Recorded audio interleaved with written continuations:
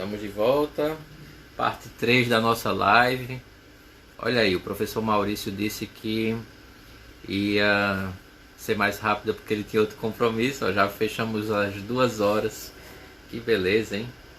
Eu fico muito feliz. Passo a noite aqui escutando o professor Maurício. Boa noite para todo mundo que voltou para a parte 3. Que bom.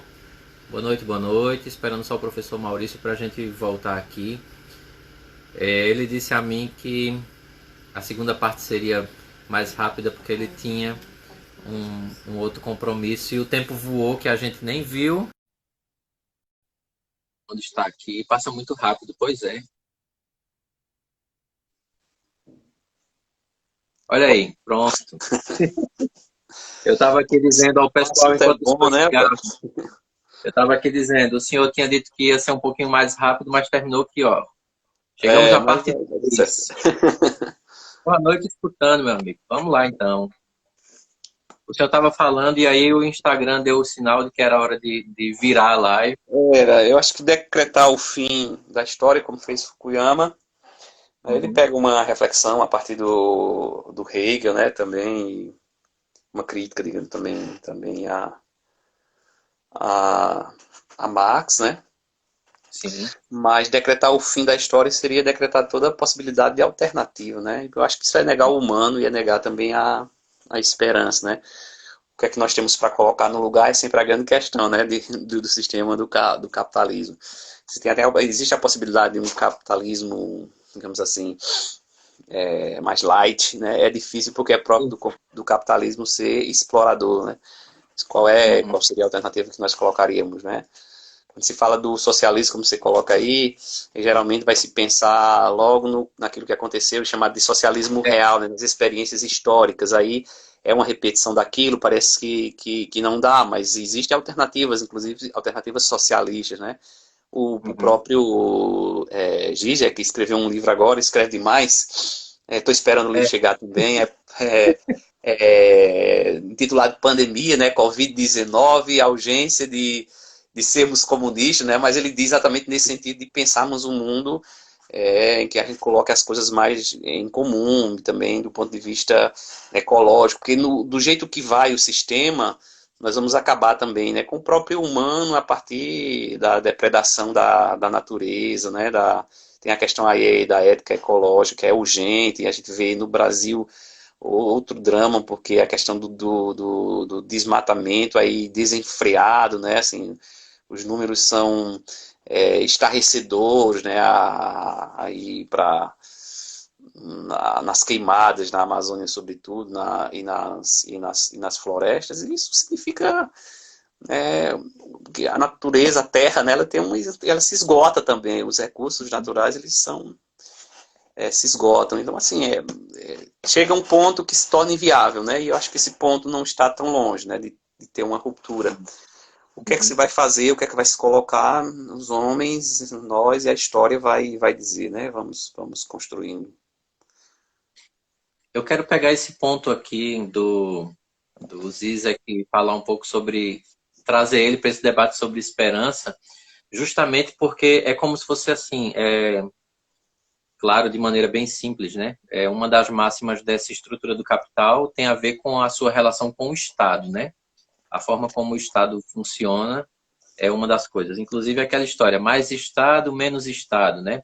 E parece que é bem superficial. Quanto menor o Estado, mais liberal seria essa dinâmica de estrutura econômica. E aí, numa estrutura socialista, o Estado é um Estado amplo, né? E aí é interessante porque, do ponto de vista daquilo que se chama de realidade, e eu estou falando daquilo que se chama porque é controverso, né? Realidade, inclusive o Zizek tem um texto sobre isso. O que é realidade aqui mesmo? O que é que a gente está chamando de realidade? Bem-vindo ao Mas deserto do real. foi bem-vindo, é só isso. Mas aí é interessante porque assim, parece que não tinha alternativa, né? Porque inclusive quando se fala de socialismo, se evoca a história e se diz, não deu certo lá, não dá certo em canto nenhum, pronto. Toda vez que alguém diz para mim assim, o socialismo não deu certo, eu pergunto, mas o capitalismo também não, viu? Não deu certo em canto nenhum não. Por isso que a gente vê miséria, fome, e não vê você que está criticando o socialismo, você não está nem com dinheiro, nem está com o BMW, né? Então, falhou para você também. Mas, assim, vem um evento que não tem nada a ver com a ação humana, né? Quer dizer, não tem nada a ver nesse sentido de não é pensado, né? Uhum. Vem a pandemia do Covid-19 e uma das primeiras coisas que acontece é a necessidade de se rever na prática o papel do Estado. E aí é que o Zizek apoia essa dimensão mais socialista do Estado, né, na pandemia, a necessidade de sermos comunistas, justamente porque quando se efetiva a crise, os recursos e as estruturas que se usam são aquelas que têm a ver com uma estrutura socialista, né? Então você vê um Estado que tem que intervir. E aí, claro que você pode até fazer uma crítica a ele, que é para abrir o debate e dizer assim, sim, mas deu R$ 600 ali às pessoas que estavam precisando, mas deu milhões a bancos e a grandes empresas tal.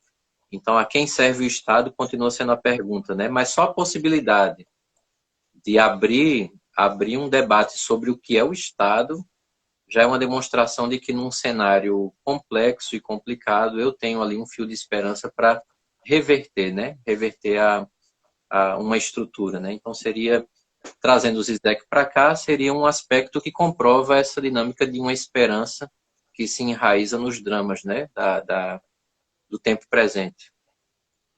Essa discussão sobre o Estado ela é muito instigante, na verdade, né? Porque se nós formos pensar do ponto de vista puramente teórico, né? Existiria uma Uhum. coisa em comum entre o socialismo, pelo menos a partir dos escritos, digamos assim, de Marx, de Engels, e o capitalismo, né? Os dois, de alguma forma, teoricamente, e o liberalismo, eles pregam, digamos assim, o fim do Estado, né? O liberalismo porque o Estado controlaria muito a economia, e isso seria muito ruim para o livre mercado. E a crítica marxista é exatamente o contrário, porque o Estado ele é apropriado pelos detentores dos meios de produção, ou pela burguesia. Então é um Estado que acaba favorecendo uma determinada elite, uma determinada porção da população.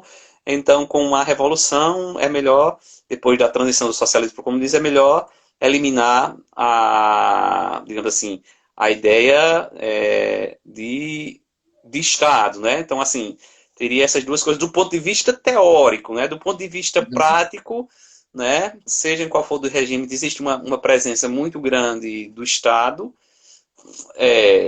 às vezes apropriado, assim, pela dimensão econômica, eu acho que é o que existe muito, embora o liberalismo esteja sempre batendo nessa tecla, né? Menos Estado, mas quando se tem as crises econômicas é ao Estado que se recorre, né? A dívida, por exemplo, do interna, né, aos bancos, ela é muito grande, o Brasil paga muito juros da dívida, né? Então, que dinheiro que deveria ir para a saúde, para a educação, então é uma conta também que nunca se fecha. Mas, pelo menos na minha opinião, é claro que assim, é uma opinião e só uma frase, porque não dá tempo para a gente discutir, pode ser outra discussão. Para mim não é menos estados, é mais estado, né? Eu acho que tem que ter agora como se dá esse estado, né? Porque quando se diz menos estado, de alguma forma, né, não existe vácuo na política, né? Então alguém vai se apropriar desse estado, né? Por exemplo, se faz na história do Brasil, você tem a questão da colonização, depois a independência, tem uma monarquia, e aí tem uma família, né, os amigos do rei que se apropriam ali, e aí depois tem a crise, vem a república, mas a república vai ser assumida por militares, e aí depois tem a briga dos cafeicultores lá de São Paulo e de Minas, porque Floriano Peixoto, Teodoro da Fonseca, os dois primeiros presidentes, eles pensam muito em unificação, em um poder mais centralizado, enquanto que as elites locais elas querem mais autonomia, e aí vai ter uma conversa lá, um pacto, e aí vão vir os outros presidentes, né? Rodrigues Alves, Campos Salles, a turma que vem aí depois, mas tem a República da Espada com esses dois, e depois vem a República Oligárquica, né? Então você tem as oligarquias, que ainda acho que continuam hoje de alguma forma, seja, se dá mais autonomia aos estados, às regiões, mas a gente tem uma oligarquia, né? Ou seja, tem um coronel, tem um grupo político que manda e que tem seus eleitores, que elege os governadores, que acaba elegendo o presidente da república, né? Então você tem uma república que é uma república, mas é oligárquica, né? Aí depois você tem a chamada República Nova, ou a Nova República com Getúlio, aí depois tem um período de ditadura, depois tem um período de democracia, depois tem mais um período de ditadura, e depois você tem democracia de novo, né, que é ameaçada, mas eu sou muito desconfiado em relação a essa questão de redemocratização do Brasil e dessa democracia que vivemos, porque há uma visão muito estrita e muito limitada do que é democracia, né? Democracia ligada à ideia de que alguém é livre para votar em quem quer, né? Até isso é discutível já, né? Até que ponto existe essa liberdade por causa das condições, por causa da troca de favores, mas porque para existir democracia, a democracia tem que ser uma coisa além da eleição, né? Além da política no sentido mais específico, mais restrito. A educação tem que ser uma coisa no âmbito do âmbito cultural, do âmbito do ethos, do âmbito das relações intersubjetivas, e o Brasil está muito longe, muito longe disso. Que é outra discussão, né, que a gente pode, É. mas eu acho que precisa de mais Estado, né? Não, também, mas assim, é justamente essa perspectiva da propaganda, né? Por exemplo, nessa última campanha, né? Menos Brasília. Por trás dessa frase menos Brasília está uma diminuição da influência do Estado, né? Sim. E aí você falou num ponto que eu vou trazer de volta para a esperança.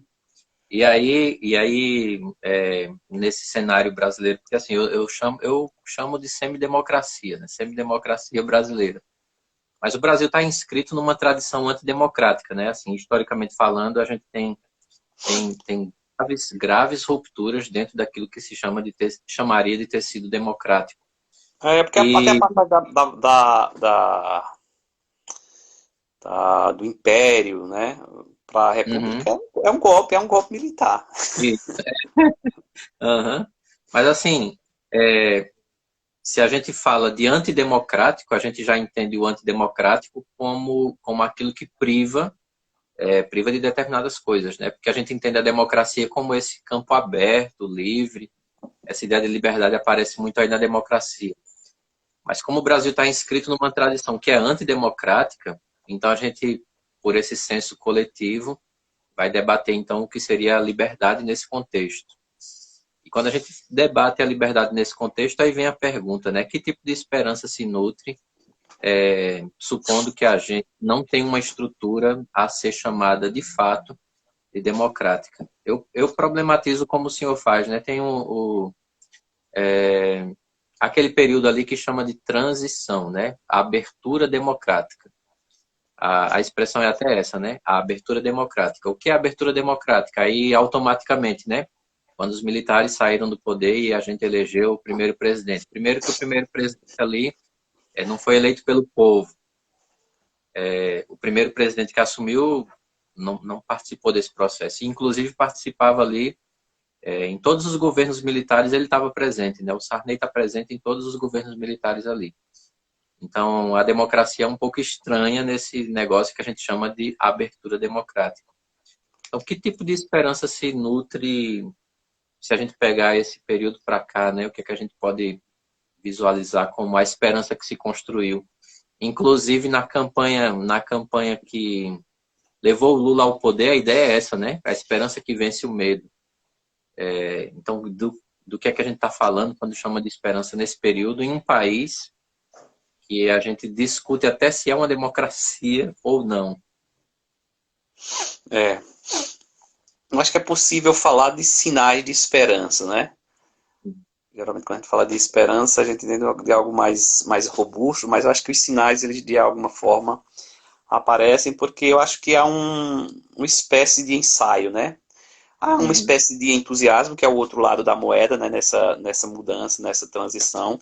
Mas, mais uma vez, aqui estou com o Safatli. É uma transição que tenta conciliar, que não existe ruptura nesse sentido, porque os militares são... Você tem anistia, você você não tem julgamento dos torturadores, quer dizer, dá um jeito ali de vamos fazer as coisas. Então, o que aconteceu, por exemplo, em outros países como no Chile, como na Argentina, que muitos torturadores foram julgados, isso não acontece no Brasil. Então, se naturaliza, né, a violência, e uma violência que é uma violência impetrada pelo próprio Estado, né? Então, de alguma forma, quando se tem essa transição sem uma ruptura, se diz, não, houve a tortura, muitas pessoas foram mortas, mas tudo bem, né?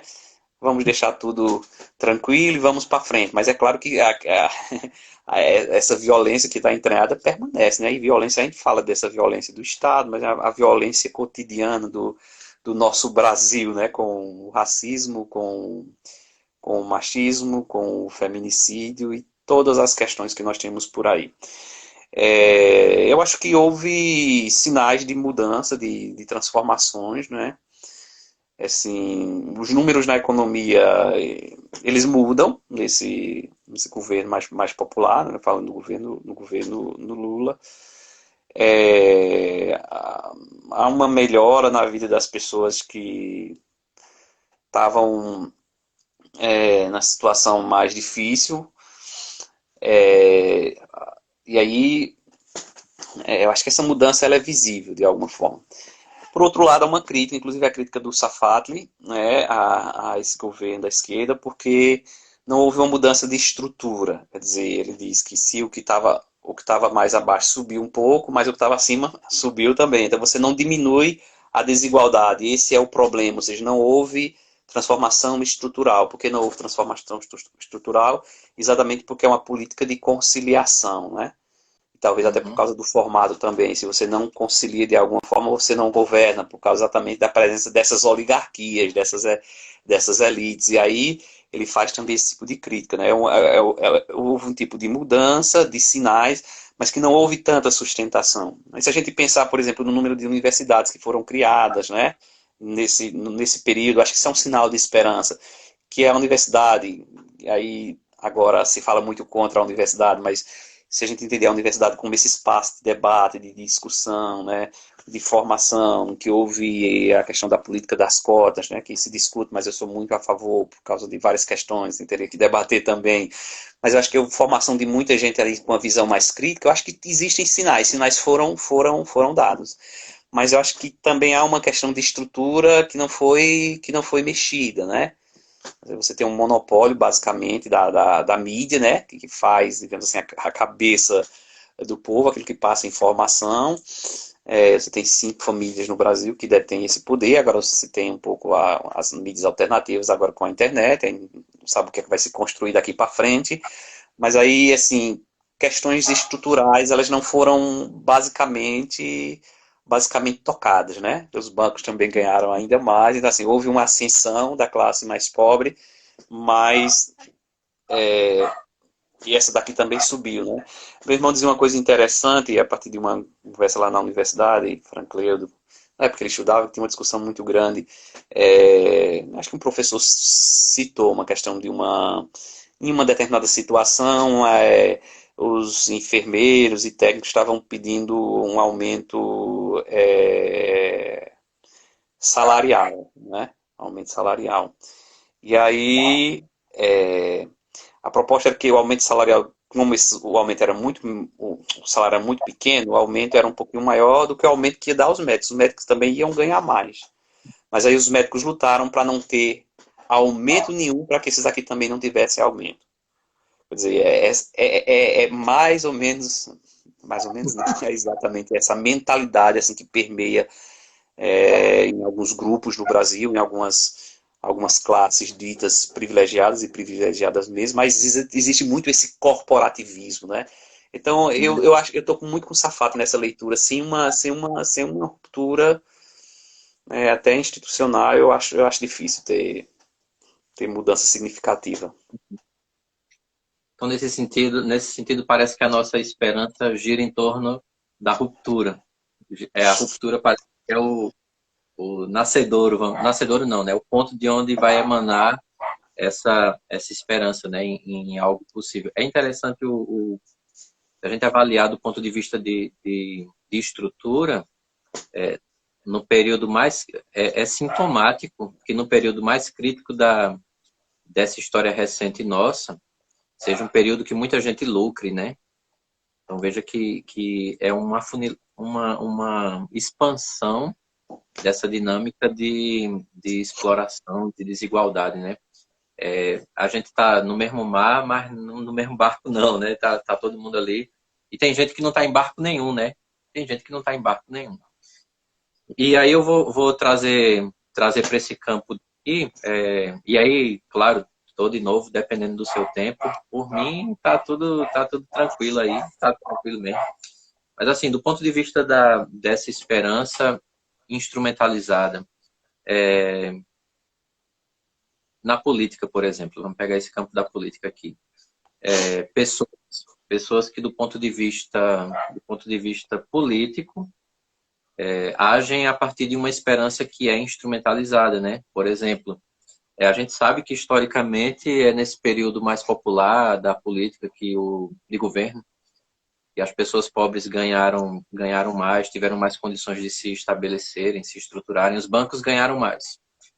Mas a esperança, e inclusive a esperança de camadas pobres da população brasileira, era de que esse governo, esse novo governo de agora, colocasse tudo em ordem, né? E colocar em ordem é justamente afastar o fantasma do comunismo e tal. Mas afastar que fantasma de que comunismo se foi um período onde as pessoas mais ganharam, né? Aí a sua esperança é de que volte uma ordem que nunca existiu e que quando se estabelece nunca lhe favorece, né? Então assim, uma política que se apropria disso. Mas, assim, do ponto de vista de realização pessoal, o quanto, e aí eu saio totalmente desse viés político aqui, é o quanto isso interfere no fenômeno da depressão, que a gente vem vendo crescendo em escala vertiginosa. Justamente essa instrumentalização da esperança. Porque você não consegue ser aquilo que está colocado ali como um padrão social, né? Padrão econômico e social. A angústia de não ser o que esperam que você seja. E aí já começa uma bagunça, né? Porque você está se medindo a partir de um critério que não é seu. Então você nega o que você é, ou o que pode ser, e não alcança o que o outro espera, né? Então a depressão como o resultado de uma instrumentalização doentia da esperança, né? Que ele tira do centro. E tirar do centro para colocar o que no lugar, né? E aí vem essa gama de propagandas, de consumo, da dimensão também. Inclusive o Zizek estava falando sobre isso, né? Eu achei um texto bem interessante ele falando sobre isso, inclusive na dimensão sexual, de realização sexual, porque você tem ali algo para consumir também, do ponto de vista sexual, que você não alcança. Então, tudo isso é uma angústia que não tem como se expressar de um modo esperançoso. Então, termina fechando, né? Vira uma esfera de aprisionamento. Isso tanto do ponto de vista pessoal quanto coletivo na política, né? Seria mais ou menos essa ponte da não esperança, né? O não esperançoso, vamos dizer assim. Exato. Mandar um abraço para a Aécio, nosso amigo que entrou aí, Filho, mandou um velho, abraço, né? Figura. Grande abraço, faz tempo que eu vi. É, eu acho que não existe mudança a curto prazo sem essa perspectiva de ruptura, né? Uhum. A ruptura também é difícil, porque envolvem várias questões, vários problemas, e às vezes são as circunstâncias históricas que levam a determinados tipos de ruptura, não é? Então, assim, não dá para pensar numa mudança, pelo menos o que toque mais as colunas da estrutura a curto prazo, né? É também uma espécie de construção lenta, né? Mas há também outro tipo de construção, né, que às vezes se opõe a essa construção de uma esperança baseada numa luta que seja transformadora do presente, de tal maneira que aquilo que é esperança futura já incida, digamos assim, no nosso dia a dia, né? Quando pensamos em termos estruturais, por exemplo, o Brasil, se diz muito, o Brasil será melhor, isso está muito nas propagandas, muito na televisão, muito nos telejornais. Né? O Brasil é um país solidário, né? Aí, por exemplo, no Jornal Nacional, na hora do intervalo, é o jornal mais visto no país, é o horário mais caro de uma propaganda. Aí o que é que passa? Algumas empresas doaram não sei quantos milhões para hospital ou para comprar máscaras. Aí as pessoas compram facilmente a ideia de que aquela empresa é uma empresa solidária, né? Aí é uma empresa que explora seus trabalhadores, que muitas vezes não pagam os direitos trabalhistas, né? Que aquilo que doa é uma mixaria, né? Podemos dizer assim, em relação àquilo que ganha, né? Não só justamente, mas que ganha como exploração, como aquilo que o Marx chamava de mais-valia. E então, assim, aquela é uma empresa solidária, né? Não existe solidariedade no capitalismo de lucro. Então, dizer que o Brasil vai ser solidário, que Brasil, né? A palavra Brasil é uma ideia, né? Concretamente, o que existe são setores dentro do Brasil, e aí, com certeza, existem grupos que não só pregam, mas que lutam por esta solidariedade, que estão empenhados nessa solidariedade, né, que estão militando, né, não só agora, mas há algum tempo, por um mundo diferente, por um mundo transformado. Aí tudo bem, a gente pode pensar que sinais de solidariedade eles podem aparecer com evidência a partir dessas lutas, mas nós teremos um Brasil que será solidário, né, que será transformado, que será o espaço adequado ou o paraíso para se viver e que existirá, né, uma superação dessa desigualdade. E aí eu acho que o Bloch vem aqui com todo gosto, né? Ele não começa pelo paraíso, ele começa pelo apocalipse, né? E o apocalipse tem essa dimensão de esperança, mas também tem essa dimensão de luta, de drama, de dificuldades. A imagem do apocalipse, né, para chegar a esse fim, se passa por tudo isso. Mas eu também estou inteiramente de acordo com essa ideia que você coloca aí, né, de que as pessoas têm que chegar a um determinado nível, elas têm que corresponder a expectativas que não são delas, que são expectativas que são criadas. E aí eu acho que entraria o nosso papel de filósofo, não de filósofo como cada pessoa é filósofa, né? Cada pessoa pensa e questiona. Acho que cada um pode se perguntar quais são os meus sonhos, ou o que eu quero alcançar, o que é que eu almejo, né? Então, acho que talvez essa é a primeira pergunta. Mas isso que eu estou almejando, sou eu mesmo que almejo ou foram outras pessoas que colocaram, ou foi a estrutura que colocou isso para que eu almejasse isso, né? Eu acho que é a partir daí que se criam tantas doenças, como você coloca aí, a questão da depressão, porque muitas pessoas não vão alcançar aquilo que é colocado como ideal. Por que que nós temos que alcançar determinado patamar de estrutura, né? Do que é que nós necessitamos, né, para viver, assim, digamos assim, da forma decente, né? E aí eu pensaria na questão da moradia, né, adequada,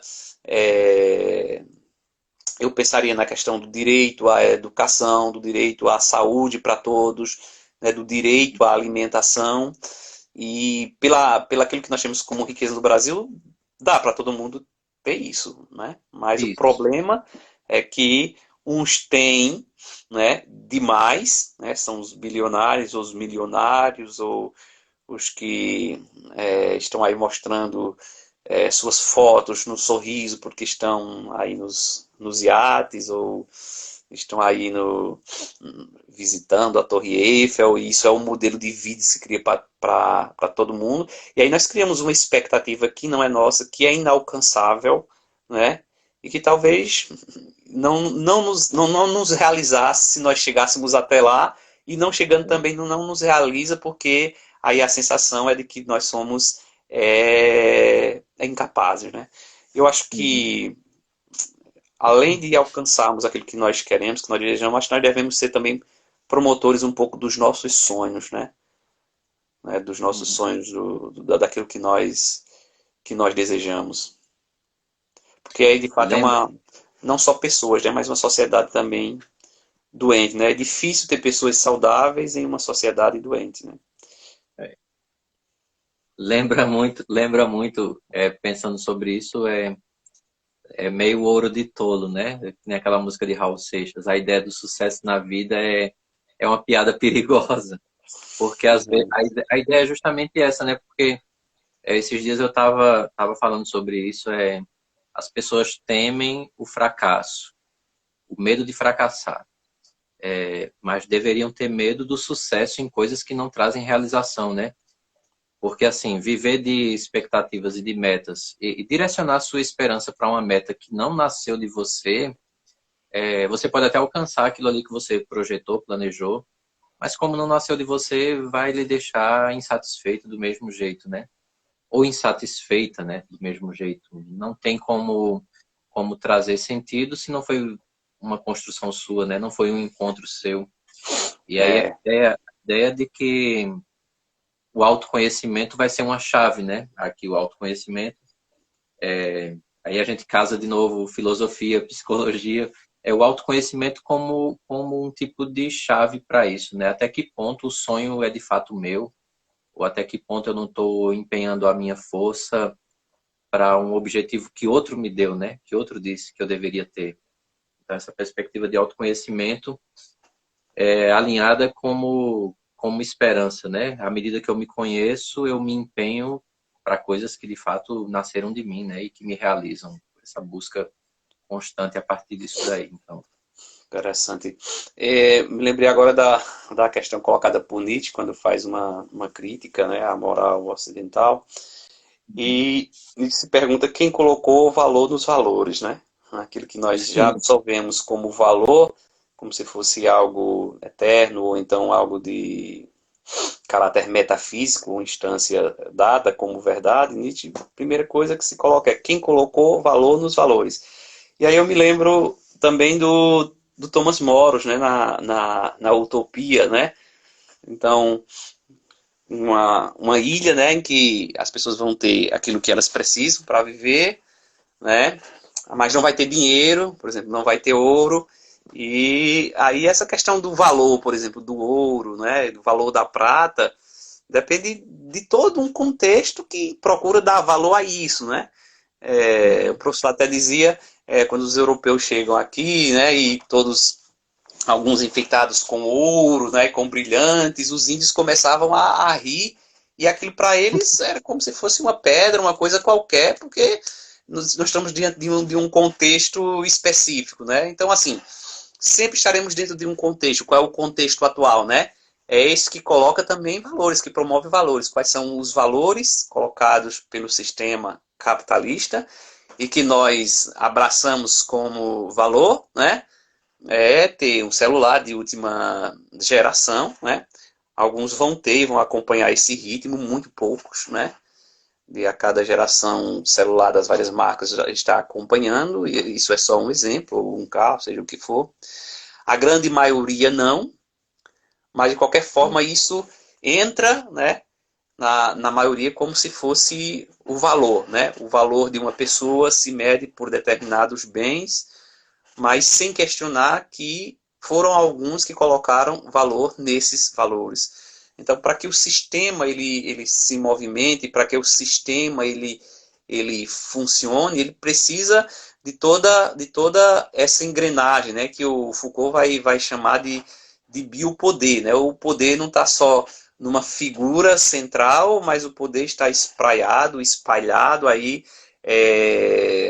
nas estruturas, nas relações interpessoais e talvez nas consciências, de tal maneira que esse poder ele é alimentado pela minha vontade. É só porque eu abraço aquele valor como sendo valor que o sistema funciona. Né? Ou seja, se para mim o ouro não tivesse nenhum valor, ele realmente não vai ter, ele não vai ter valor. Para mim, precisa de uma perspectiva social e de conjunto. Né? Se o conjunto diz isso, realmente aquela coisa deixa de ser valor. Né? Por que os valores que nós temos são esses? Porque são esses os valores que eventualmente nos realizaria como pessoas humanas, né?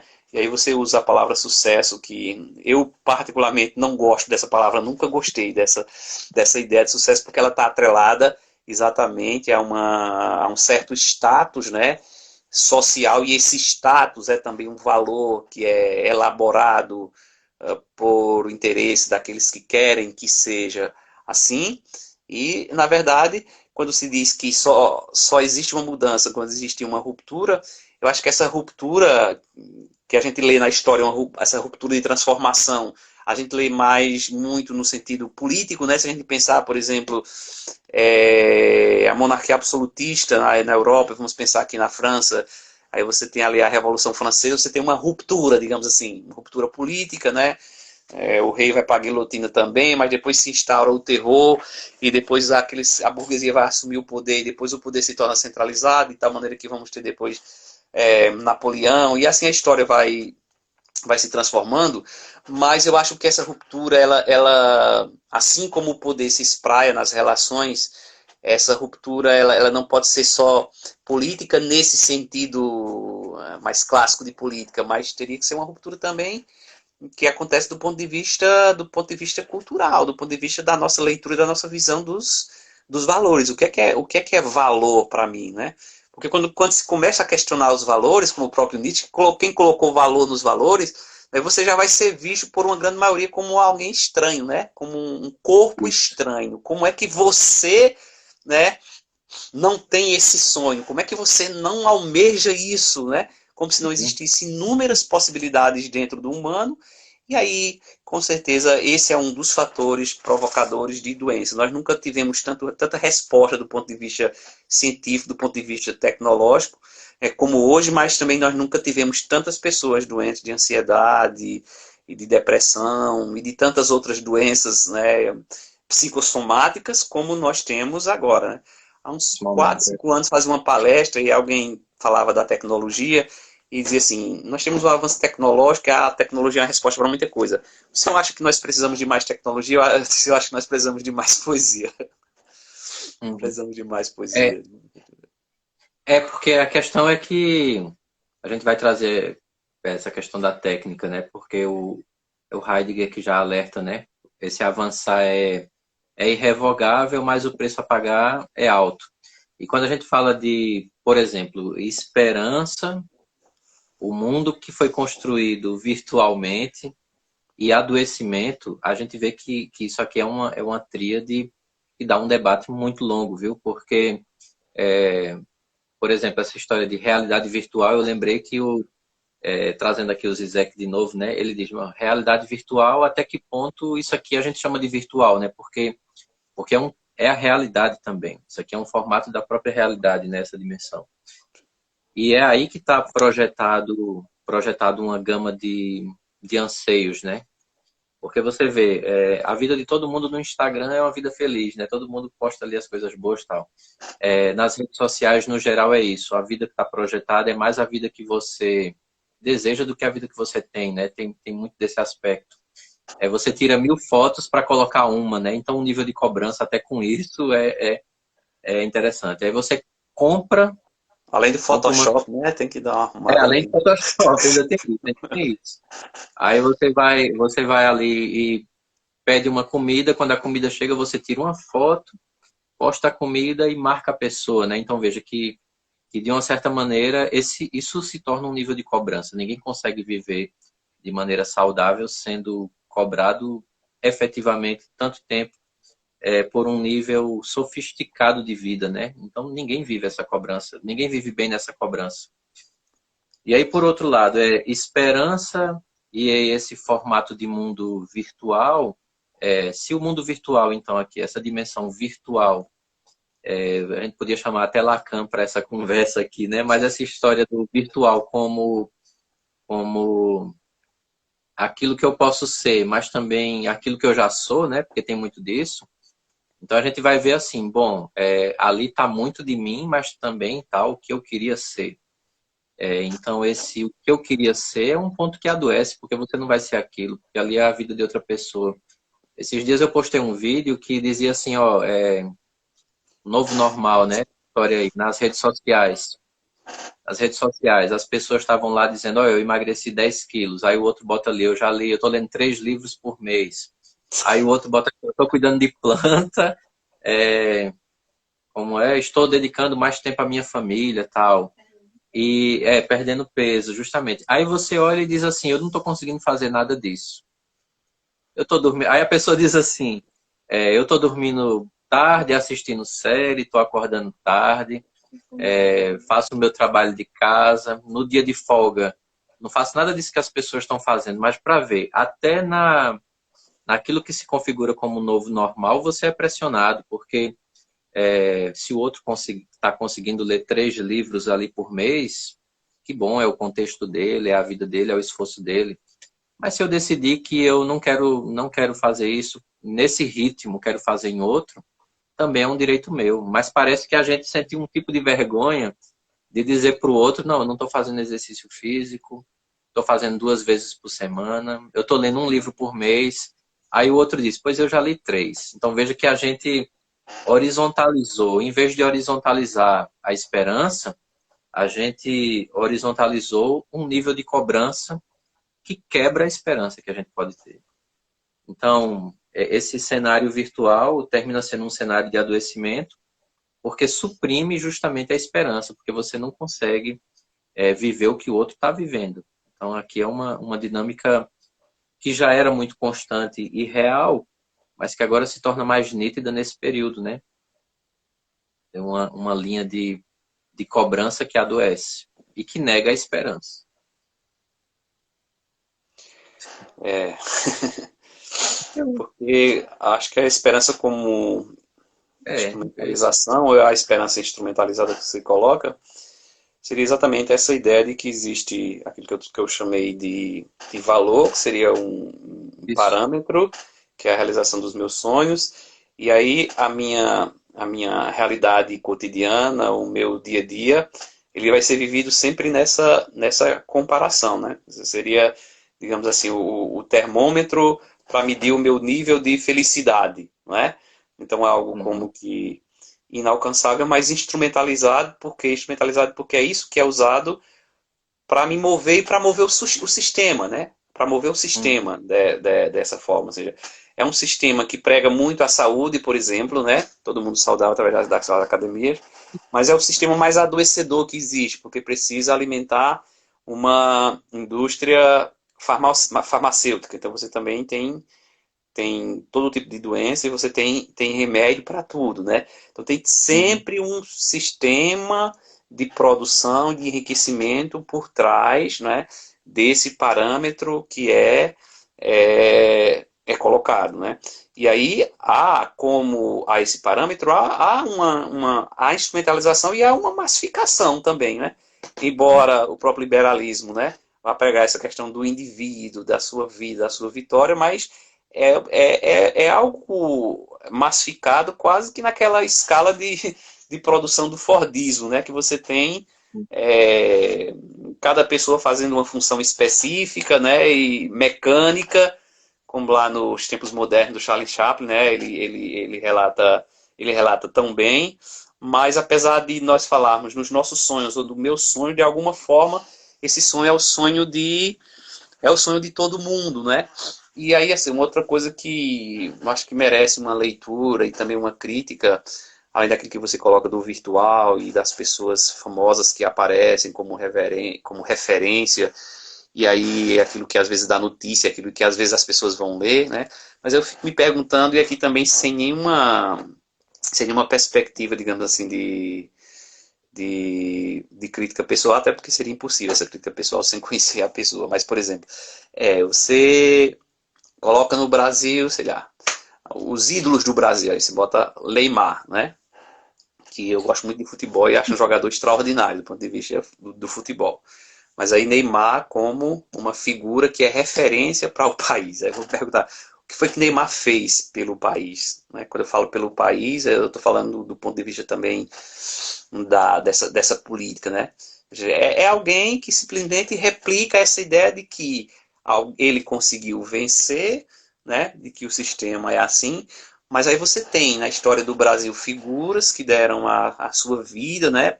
Pela transformação, pensar aí nos abolicionistas, por exemplo, Joaquim Nabuco. Se você perguntar isso, ninguém sabe quem foi esse, né? Então, eu acho que é uma coisa que tu também colocas, assim, às vezes o Brasil não foi feito para a civilização, eu acho que essa questão da cultura, né, eu acho que o outro caminho, que é o caminho para a gente ter essa esperança, é exatamente o caminho da educação, mas nós estamos quase que em um sistema que deseduca, né, porque desvia o olhar, né, para aquilo que é superficial, no sentido de que não é algo que toca na estrutura, né, mas todo mundo se envolve com aquilo, e aquilo que é estrutural não é mexido. Né? Como as chamadas cortinas de fumaça, né, usada muito nesse governo. Né? Você tem um problema, aí você, de repente, sai uma espécie de escândalo, sai uma coisa lá que todo mundo vai atrás de uma brincadeira, de uma coisa lá sem graça, e os problemas fundamentais não aparecem. Vou mandar um abraço aqui para Fábio, lá de Fábio Batera, lá de Mãe d'Água, todas as pessoas que estão entrando aqui. E seria isso. Eu acho que a questão ela é instigante, como eu sempre digo, e ela leva a uma conversa bem... Mas a esperança tem que ser desinstrumentalizada e ser colocada no seu lugar, né? Quer dizer, é um lugar de possibilidade de transformação e de alternativas. E eu fico extremamente grato pelo convite e pelo tema, né? É sempre Dalmo que propõe esses temas, sabe? Eu me atrevo a dizer alguma coisa, mas são sempre muito enriquecedores e muito bom mesmo. Uhum. Eu estava vendo essa questão do futebol, a gente vai entrar num loop temporal, né? Porque essa história do Neymar agora é a mesma história da década de 70, né? No período, Seleção, né? a parte de chuteiras, né? Tem um filme, eu gosto muito de fazer essas pontes com filmes e séries. Batismo de Sangue, que também tem um livro, né? Batismo de Sangue. Só que dentro do filme tem uma cena lá que alguém menciona que Marighella foi assassinado e os dominicanos foram presos, né? Aqueles dominicanos que foram presos ali. Aí o Frei Beto tá num bar e ele num restaurante, um bar, um negócio, ele olha na televisão e vê a notícia. Marighella assassinado e 3 dominicanos presos, tal. E aí do lado dele tem uns caras numa mesa discutindo, e aí, será que sai o gol de Pelé amanhã, tal? Então o futebol é bem interessante porque essa cena é montada para falar sobre isso, né? A esperança condensada em conquista do esporte, né? Então aqui essa ideia do esporte tem a ver com essa manutenção de uma estrutura, né? Também tem esse formato aqui. Sobre as lives, meu amigo, é sempre uma honra quando o senhor está aqui. O tema eu penso os temas assim, além da capacidade acadêmica e intelectual de desenvolver o tema, essa dimensão existencial, né? Porque são temas que fazem parte da forma como a gente vai tentando construir, né? Construir a vida. Então não é só essa dimensão acadêmica. Por isso que eu acho que flui tão bem como esse, né? A ponto de que a gente já está aqui com quase 3 horas e com gás para mais. Então veja que eu acho que é por isso que flui bem, porque tem essa dinâmica mais existencial, né? Não só acadêmica, intelectual, mas assim também do ponto de vista de um debate sobre existência, né? Mas aí, deixa eu só ver aqui o tempinho que a gente tem. Pronto, por aqui a gente tem 10 minutos para fechar a terceira. Dá tempo? Vamos fechar, né? Dá tempo. Pronto. Então, assim, eu estava trazendo esse debate para cá, que o senhor fala das imagens, as imagens referenciais. É aqui que mora um perigo ainda maior, né? Porque, por exemplo, se você pega uma figura e essa figura representa uma forma ideológica de manutenção de uma sociedade, vamos supor que seja isso. Certo. Então ela pode fazer um mal tremendo, né? Porque ela vai desvirtuar o discurso, vai tirar o foco do que deveria ser. Porque, por exemplo, quando eu pego o exemplo de qualquer jogador de futebol aqui, o triunfo dele como jogador de futebol vai mostrar que essa é a sociedade, né? Que se o cara se empenhar e ele tiver um talento, ele vai embora, né? Vai embora. Então parece que eu que não sei jogar futebol, então o problema está comigo, né? O problema foi eu que não me esforcei o suficiente. E também, só para interromper, e também muitos que têm o talento que ficam para trás, que é a grande maioria, né? Que não se leva em conta. Não é só uma questão de não ter o talento, né? O pessoal, como você diz, coloca um como exemplo, mas as dificuldades que tantos passam nessa vida e que não conseguem chegar lá, É, que é a maioria, a grande maioria. Só que aí se eu pegar e disser, não, isso aqui, por exemplo, como eu falei, né? Isso aqui é uma propaganda do Estado, como era nos militares, na época dos militares, então vai ajudar um formato de domínio. Até aqui o mal existiria, mas não seria tão intenso quanto é, porque configura a própria esperança. É aqui que eu vejo que o mal se torna ainda mais intenso, né? Porque não é só uma figura que representa um modelo, mas é a figura que me faz acreditar que eu também devo fazer isso. E é aí que eu acho que mora o grande perigo. Porque eu poderia dizer assim, sim, tá certo, ele é um grande jogador, por exemplo, fulano é um ótimo cantor, mas aqui é só isso, pronto. Mas a gente não consegue fazer com facilidade porque parece que a gente é puxado a essa crença, né? Que aí na psicologia analítica, inclusive na psicologia simbólica, que é um passo posterior ao Jung, a psicologia simbólica diz que esse universo simbólico corresponde a um inconsciente coletivo presente em um determinado formato de sociedade, né? Por exemplo, funciona aqui no Brasil, poderia não funcionar no outro canto, mas é o inconsciente coletivo desse formato aqui de sociedade. É por isso que é difícil romper, né? Porque é coletivo, é uma imagem coletiva, né? Há uma necessidade de se criar ídolos, né? Então, com essa Isso. necessidade de se criar ídolos, quando eu tenho o ídolo, eu tenho também uma necessidade de reverenciar esse ídolo, né? Então, por trás dessa imagem do ídolo e da reverência ao ídolo, tem uma visão de mundo, tem uma visão de cultura e tem, sobretudo, uma visão política, né? Então, Isso. é alguém que manda e alguém que obedece, que destoa muito com aquilo que eu mencionava como democracia no sentido de ethos, né? No sentido de cultura, no sentido de relações é, intersubjetivas, né? Ou seja, Uhum. alguém que tem, digamos assim, a necessidade desses ídolos, né? Como jogadores ou cantores, que às vezes não produziram outras coisas é, relevantes, inclusive para a cultura, né? Para a cultura também, assim. Tem cantores e tem cantores, né? Tem músicos e tem músicos. Então, quem tem Uhum. essa necessidade de ter sempre esse ídolo, de ter sempre essa reverência, é alguém que não vai ser não vai ser um democrata, digamos assim, né? Que vai ter a Sim. democracia assim nas relações e na democracia como ethos. Uma coisa é você ter pessoas como referências. Outra coisa é você ter Isso. pessoas a quem você faz reverências. Eu acho Isso. que nós estamos muito imbuídos assim, por isso também de uma cultura, uma marca da religião como essa hierarquia em que se mantém determinada ordem, né? E aquela coisa, nós fazemos reverência, criamos os ídolos, talvez com o desejo também de um dia sermos ídolos e necessitarmos de pessoas que nos reverenciem, né? Reverenciem. Eu acho que tem tudo isso por trás de aquilo que o Paulo Freire também diz, né? O grande sonho do oprimido é se tornar de alguma forma opressor, e isso acontece se não tiver o que ele vai chamar de uma educação libertadora, né? No lugar de uma, eu acho que é educação bancária que ele vai falar naquele texto lá, pedagogia do oprimido, né? Então, assim, são mudanças que precisam ser feitas, né, no dia a dia e que estarem na cultura e no ethos. Por isso que são são mudanças que precisam acontecer, não fazer agora, né? Não fazer agora, não estar fazendo. Não pensar numa esperança como um mundo melhor no futuro, porque senão ela vai ser instrumentalizada, né? Aquilo que é bom no sentido de que e aí eu vou usar a palavra instrumento no sentido positivo, um instrumento de transformação é usado no instrumento de manutenção da ordem, né? A É esperança que isso. ela tem sempre essa conotação muito positiva, né? E eu acho que aí é uma das jogadas das malícias e da sabedoria do sistema, é pegar algo que tem uma conotação extremamente positiva, que é a palavra esperança, e instrumentalizar isso para que a nossa esperança nunca se realize. É isso. Eu vou comentar essa fala aqui do Jesus. Boa noite, Jesus.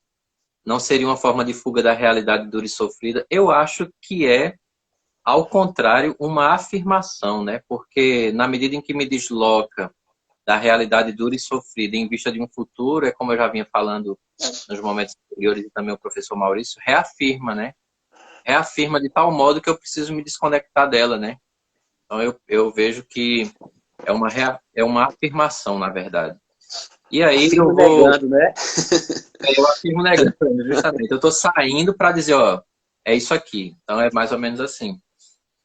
Como nós temos aqui um pouquinho de tempo, eu vou agradecer a presença de todo mundo, a presença do professor Maurício, que para mim é uma fonte de inspiração. Foi meu professor de filosofia, de teologia, foi meu orientador na teologia, na filosofia, e é esse amigo, parceiro, irmão aqui nessa jornada. Tenho sempre essa alegria, essa satisfação desses encontros aqui. Uma noite mágica mesmo, são quase 3 horas aqui, então agradecer a presença de quem nos acompanhou aqui nessa noite, o esforço de tentar oferecer aqui uma provocação, né? Eu gosto dessa palavra, é uma provocação, é para instigar alguma coisa, né? A ideia é essa aí, e aí eu sou imensamente grato a todo mundo que passou aqui, todo mundo que está aqui. A Patrícia que está aqui do meu lado, que ela assiste as lives aqui do meu lado, de vez em quando faz uma pergunta aqui, está aqui do meu lado. Olha ela aí. Só não apareceu não, aparece, dá um tchauzinho. Oi! Pronto. Olá! Patrícia é uma figura. Então aí, muito obrigado. E aí eu devolvo a palavra ao professor Maurício para ele encerrar essa nossa noite mágica. Pronto, a gente agradece as pessoas que passaram por aqui, que nos assistiram. Não dá para falar o nome de todo mundo porque vai passando, né? Mas o Jesus aí, né? Que contribuiu também, colaborou, a Vitória Diniz, um abraço para a Franquilma, minha irmã, para a Giovana, um abraço para a Maria Paula, prima, filha de Palmeiras, fez aniversário.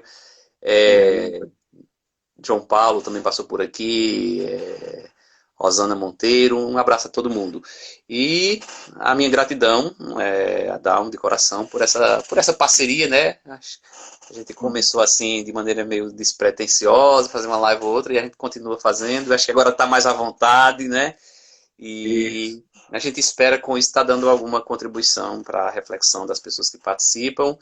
E um abraço para a Rosana, está aparecendo de novo aqui, Rosana Leal Monteiro, lá em Mãe d'Água, esposa de Sivuca. E eu acho que esse espaço de discussão, de debate, é um espaço da construção da esperança mesmo. Isso é esperança para mim, é esperança. Né? Hoje, meus amigos e amigas, professor Maurício, aí a aurora que desponta, traga oportunos e felizes, né? E Patrícia está aqui dizendo, dá um recado a ele antes. Vai, chega. Ela está com vergonha, ela está desejando já para o senhor um feliz Dia dos Pais, né? Que seja um Obrigado. tempo de grande renovação, amor e fortalecimento. E aí que a aurora desponte trazendo ainda mais luz, né? Então, a todo mundo e ao professor Maurício, meu muito obrigado e uma noite sossegada para todo mundo. A gente se vê em breve. Um abraço. Até mais. Eu